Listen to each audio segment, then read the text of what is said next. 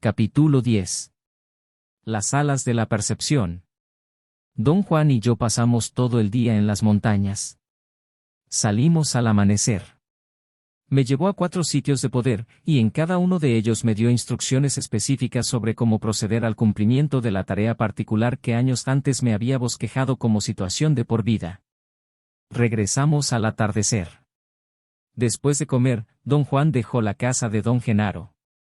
Me dijo que esperara a Pablito, el cual llevaría combustible para la lámpara, y que hablara con él. Me puse a trabajar en mis notas y, absorto, no oí llegar a Pablito sino hasta tenerlo a mi lado. Él comentó que había estado practicando el paso de poder, y que debido a eso yo no hubiera podido oírlo de ningún modo, a menos que fuera capaz de ver. Pablito siempre me había simpatizado.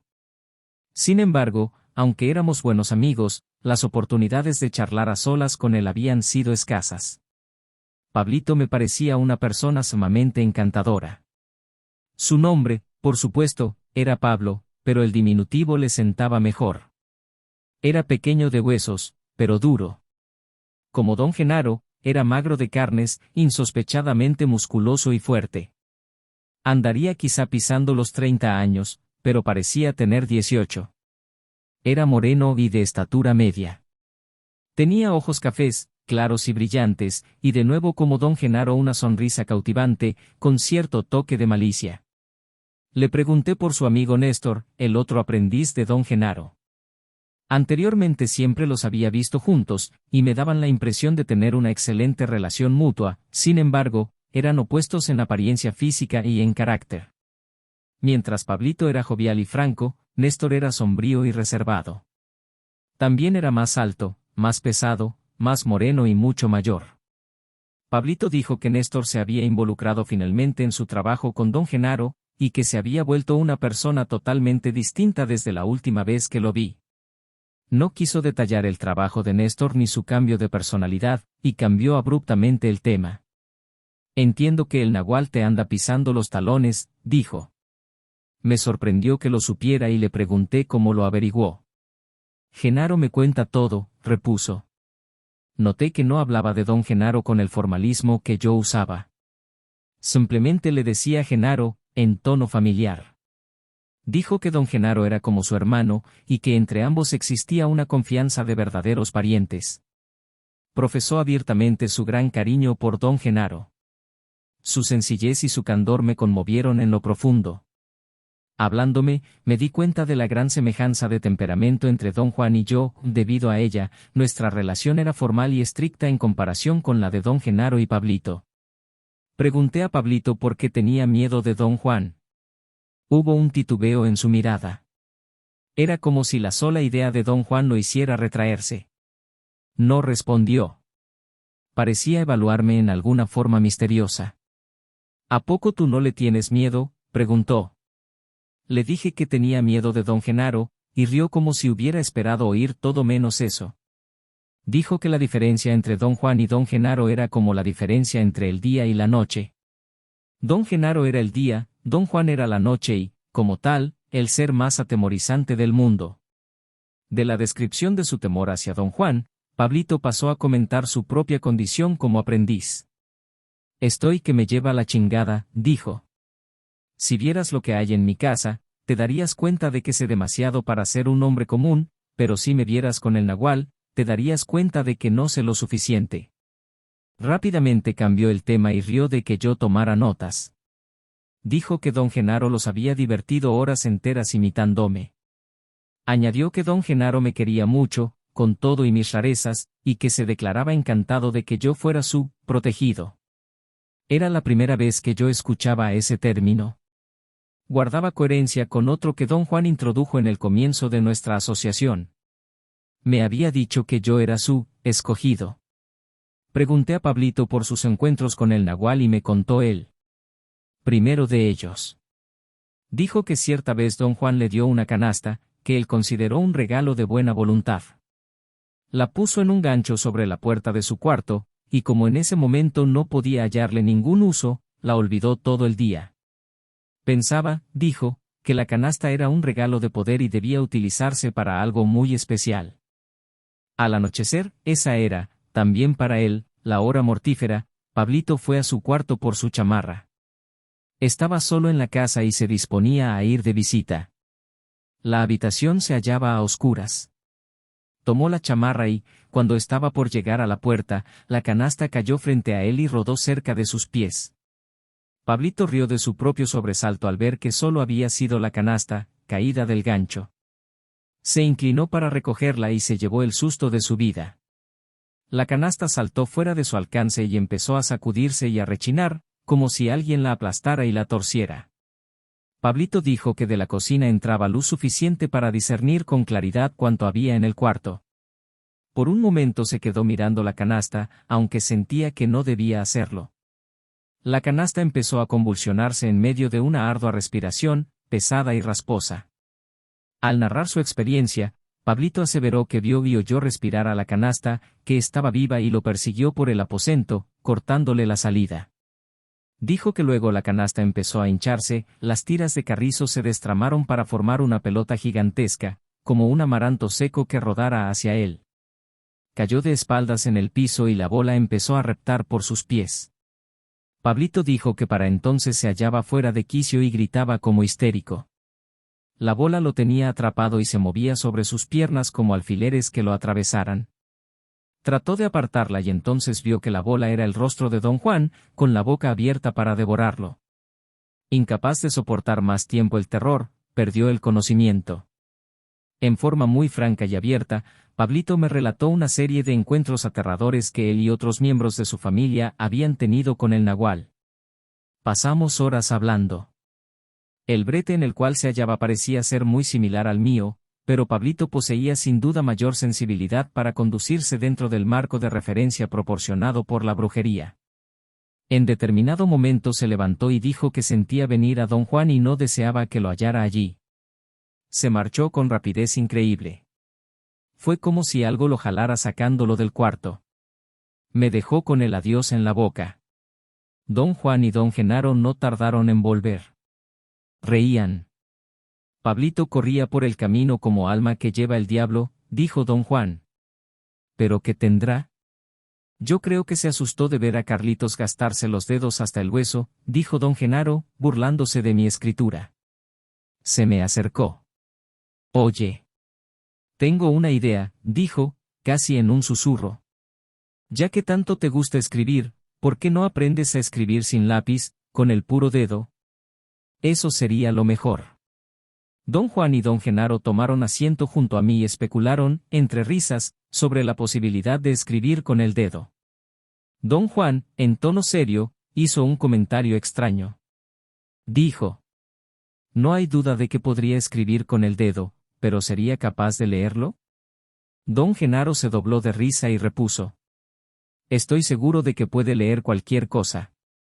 Luego empezó a narrar una historia muy desconcertante acerca de un patán campesino que se convirtió en funcionario de importancia durante una época de trastornos políticos. Don Genaro dijo que el héroe de su cuento fue nombrado ministro, o gobernador, quizás incluso presidente, porque no había modo de saber lo que la gente haría en su locura. A causa de este nombramiento, llegó a creer que en verdad era importante y aprendió a actuar en consecuencia. Don Genaro hizo una pausa y me examinó con el aire de un cómico sobreactuado. Me guiñó los ojos y movió las cejas de arriba a abajo. Dijo que el héroe de la historia era muy bueno en las apariciones públicas y podía improvisar discursos sin la menor dificultad, pero su posición requería que leyera sus discursos y el hombre era analfabeto. De modo que usó el ingenio para salvar las apariencias. Tenía una hoja de papel con algo escrito, y la blandía cada vez que pronunciaba un discurso. Así, su eficiencia y sus otras cualidades eran innegables para todos los campesinos. Pero cierto día, un fuereño con alguna preparación llegó por allí y advirtió que, al leer su discurso, el héroe sostenía la hoja al revés. Se echó a reír y señaló el engaño a todo el mundo. Don Genaro hizo una nueva pausa, me miró, achicando los ojos, y preguntó: ¿crees que el héroe quedó atrapado? Ni modo. Miró a la gente con toda calma y dijo: ¿al revés? Eso no le hace al que sabe leer. Y los campesinos estuvieron de acuerdo. Don Juan y don Genaro estallaron en carcajadas. Don Genaro me dio suaves palmadas en la espalda. Era como si yo fuese el héroe del cuento. Me sentí apenado y reí con nerviosismo. Pensé que acaso la historia tenía algún sentido oculto, pero no me atreví a preguntar. Don Juan se acercó más a mí. Inclinándose, susurró en mi oído derecho, ¿no te parece chistoso? Don Genaro se inclinó también hacia mí y susurró en mi oído izquierdo, ¿qué cosa dijo? Tuve una reacción automática a ambas preguntas y realicé una síntesis involuntaria. Sí. Me parece que preguntó, ¿es chistoso? Dije. Obviamente advertían el efecto de sus maniobras, ambos rieron hasta derramar lágrimas. Como de costumbre, don Genaro exageraba más que don Juan, se tiró de espaldas y se puso a rodar a unos metros de mí. Echado boca abajo, extendió brazos y piernas y giró como un reilete. Dio de vueltas hasta que llegó junto a mí y su pie tocó el mío. Abruptamente se sentó y sonrió con mansedumbre. Don Juan se agarraba a los costados. Reía muy duro y al parecer le dolía el estómago. Tras un rato, ambos volvieron a hablarme al oído. Traté de memorizar la secuencia de sus frases, pero tras un esfuerzo fútil, desistí. Eran demasiadas. Me susurraron en los oídos hasta que nuevamente tuve la sensación de haberme partido por la mitad. Como el día anterior, me convertí en una niebla, en un resplandor amarillo que percibía todo en forma directa. Es decir, yo conocía las cosas. No había pensamientos, solo había certezas. Y al entrar en contacto con una sensación suave, esponjosa, elástica, exterior a mí y sin embargo parte mía, supe que era un árbol. Lo percibí por su olor. No olía como ningún árbol específico que yo recordara, pero algo en mí sabía que ese olor peculiar era la esencia del árbol. Yo no tenía solamente la sensación de saber, ni razonaba mi conocimiento, ni barajaba datos. Simplemente sabía que había algo en contacto conmigo, en todo mi derredor, un aroma tibio, amable, apremiante, emanado de algo que no era sólido ni líquido sino un indefinido algo más, que yo sabía que era un árbol. Sentí que al saber, en esa forma calaba yo su esencia. No me repelía. Más bien me invitaba a fundirme con él. Me abarcaba o yo lo abarcaba. Había entre nosotros un lazo que no era exquisito ni desagradable. La siguiente sensación que pude recordar con claridad fue una oleada de maravilla y regocijo. Todo mi ser vibraba. Era como si me atravesaran cargas de electricidad. No dolían. Eran agradables, pero en forma tan indeterminada que no había modo de categorizarlas. Supe, sin embargo, que aquello con lo que me hallaba en contacto era el suelo. Cierta parte de mi ser reconocía con certeza y concisión que se trataba del suelo.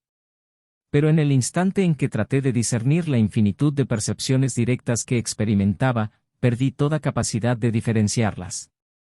Luego, de pronto, era de nuevo yo mismo. Pensaba. La transición fue tan abrupta que creí haber despertado. Pero algo había en el modo que me sentía, que no era del todo mío. Supe que, en verdad, algo faltaba, antes de abrir por entero los ojos. Miré en torno. Me hallaba aún en un sueño, o en alguna visión. Sin embargo, mis procesos mentales no solo funcionaban intactos, sino con extraordinaria claridad. Realicé una rápida evaluación. No me cabía duda de que don Juan y don Genaro habían inducido mi estado onírico para algún propósito específico. Parecía hallarme a punto de entender cuál era ese propósito, cuando algo ajeno a mí me forzó a prestar atención al entorno. Tardé un largo momento en orientarme. Yacía boca abajo, y aquello sobre lo cual yacía era un piso de lo más espectacular. Examinándolo, no pude evitar un sentimiento de pavor y maravilla. No concebía de qué pudiera estar hecho. Losas irregulares de alguna sustancia desconocida habían sido colocadas en forma intrincada y, a la vez, sencilla. Las habían puesto juntas, pero no estaban pegadas al suelo ni entre sí. Eran elásticas y cedían cuando yo intentaba apartarlas con los dedos, pero libres de presión volvían en el acto a su posición original. Quise incorporarme y me vi poseído por una grotesca distorsión sensorial. Carecía de control sobre mi cuerpo, de hecho, no parecía pertenecerme. Se hallaba inerte, yo no tenía conexión con ninguna de sus partes y cuando traté de levantarme no pude mover los brazos y, balanceándome inerme sobre mi estómago, rodé hasta quedar de costado. El impulso del balanceo casi me hizo dar la vuelta completa y quedar boca abajo de nuevo. Mis brazos y piernas, extendidos, lo impidieron, y quedé tendido de espaldas. En esa posición pude percibir dos piernas de forma extraña, y los pies más distorsionados que jamás había visto. Era mi cuerpo. Parecía estar envuelto en una túnica.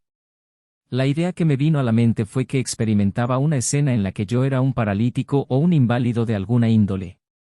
Intenté curvar la espalda y mirarme las piernas, pero solo pude mover a tirones el cuerpo. Miraba directamente un cielo amarillo, un cielo profundo y vívido, amarillo limón. Tenía surcos o canales de un tono amarillo más oscuro, y un número interminable de protuberancias que colgaban como gotas de agua. El efecto total de ese cielo increíble era apabullante. No pude determinar si las protuberancias eran nubes. También había áreas de sombras y áreas de diferentes tonos de amarillo, que descubrí al mover la cabeza de lado a lado. Entonces algo más atrajo mi atención, un sol en el cenit mismo del cielo amarillo, directamente sobre mi cabeza, un sol tibio, a juzgar por el hecho de que podía mirarlo de frente, que despedía una luz blancuzca, apacible y uniforme. Antes de que pudiese ponderar todas estas visiones ultraterrenas, me vi sacudido con violencia, mi cabeza oscilaba hacia adelante y hacia atrás. Sentí que me alzaban. Oí una voz aguda, riente, y enfrenté un espectáculo asombroso, una gigantesca mujer descalza. Su rostro era redondo y enorme. Su cabello negro estaba cortado al estilo paje. Sus brazos y piernas eran descomunales. Me levantó y me llevó hasta sus hombros como si fuera yo un muñeco. Mi cuerpo colgaba flácido. Miré desde arriba su vigorosa espalda. Tenía un fino vello en torno de los hombros y sobre la espina dorsal. Desde su hombro, vi de nuevo el piso magnífico.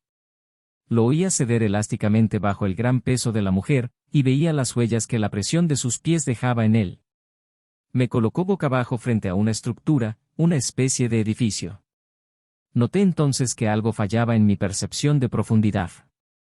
No podía, mirando el edificio, calcular su tamaño. Por momentos parecía ridículamente pequeño, pero cuando, al parecer, ajusté mi percepción, sus proporciones monumentales me maravillaron.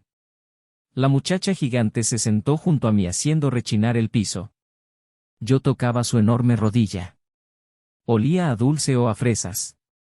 Me habló y yo entendí todo lo que dijo, señalando la estructura, decía que yo iba a vivir allí.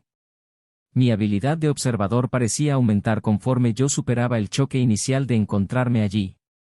Noté que el edificio tenía 4 exquisitas columnas no funcionales. No soportaban nada, estaban encima del edificio. Su forma era la sencillez misma, eran proyecciones largas y gráciles que parecían tenderse hacia aquel impresionante cielo de increíble amarillo. El efecto de esas columnas invertidas era para mí la belleza pura. Tuve un ataque de éxtasis estético. Las columnas parecían hechas de una pieza, yo no podía siquiera concebir tal factura. Las dos de enfrente estaban unidas por una delgada viga, una vara monumentalmente larga que, pensé, podía ser un barandal de algún tipo, o un pórtico sobre la fachada. La muchacha gigante me deslizó boca arriba al interior de la estructura. El techo era negro y plano, lleno de agujeros simétricos que dejaban pasar el resplandor amarillento del sol, creando intrincados diseños.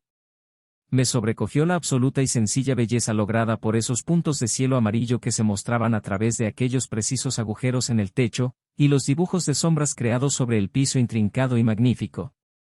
La estructura era cuadrada, y más allá de su punzante belleza, incomprensible para mí. Mi exaltación era en ese momento tan intensa que quise llorar, o quedarme allí para siempre. Pero alguna fuerza o tensión, o algo indefinible, empezó a jalarme. De pronto me hallé fuera de la estructura, aún yacía boca arriba. La muchacha gigante seguía allí, pero con ella había otro ser, una mujer tan grande que casi llegaba al cielo y eclipsaba el sol. Comparada con ella, la muchacha era solo una niñita. La mujer estaba enojada, asió la estructura por una de sus columnas, la alzó, la volteó al revés y la puso en el suelo. Era una silla. Esa realización fue como un catalizador, dio rienda suelta a percepciones avasalladoras. Atravesé una serie de imágenes que, pese a su inconexión, podían ordenarse en una secuencia.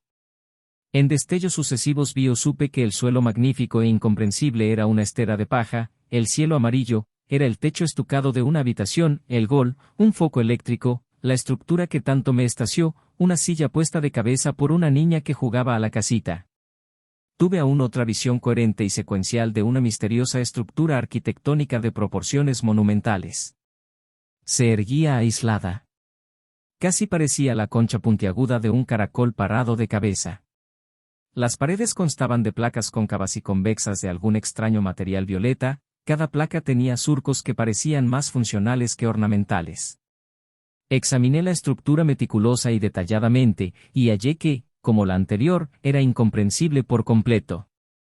Esperaba ajustar de pronto mi percepción para captar la verdadera naturaleza de la estructura. Pero no ocurrió nada por el estilo.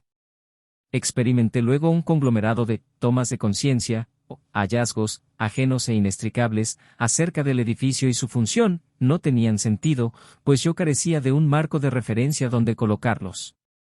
De un momento a otro recobré mi conciencia normal. Don Juan y don Genaro estaban junto a mí. Me hallaba cansado. Busqué mi reloj, había desaparecido. Don Juan y don Genaro soltaron risitas unísonas. Don Juan dijo que no me preocupara por el tiempo y que me concentrara en seguir ciertas recomendaciones que don Genaro me había hecho. Miré a don Genaro y él hizo un chiste.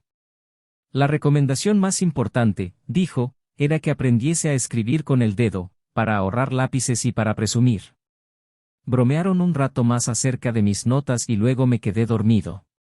Don Juan y don Genaro escucharon el detallado recuento de mi experiencia, que a petición de don Juan hice al despertar al día siguiente.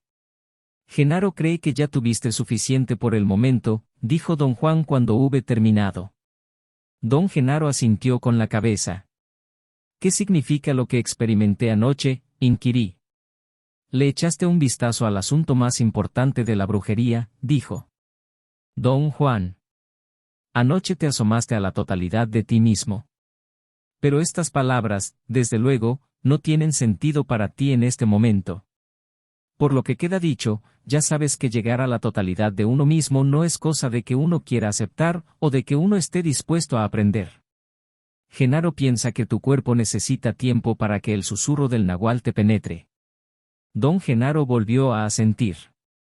Bastante tiempo, dijo, meneando la cabeza de arriba a abajo. Unos 20 o 30 años. No supe cómo reaccionar. Miré a don Juan en busca de una guía. Ambos tenían expresiones serias. ¿De veras me faltan 20 o 30 años?, pregunté. Claro que no. Gritó don Genaro, y ambos soltaron la risa. Don Juan me dijo que volviera cuando mi voz interna así lo indicase, y que mientras tanto intentara ordenar todas las sugerencias que me hicieron cuando estaba partido. ¿Cómo lo hago?, pregunté. Cerrando tu diálogo interno y dejando que algo en ti fluya y se expanda, repuso don Juan. Ese algo es tu percepción, pero no trates de razonar de lo que te digo. Nada más déjate guiar por el susurro del nahual. Luego dijo que la noche anterior yo había tenido dos perspectivas intrínsecamente distintas. Una era inexplicable, la otra, perfectamente natural, y el orden en que ocurrieron indicaba una condición inmanente en todos nosotros. Una vista era el nahual, la otra el tonal, añadió don Genaro. Le pedí explicar su frase. Me miró y me palmeó la espalda. Don Juan terció para decir que las dos primeras visiones eran el nahual, y que don Genaro había elegido un árbol y el suelo como puntos de énfasis. Las otras dos eran visiones del tonal seleccionadas por él mismo, una de ellas fue mi percepción del mundo cuando niño.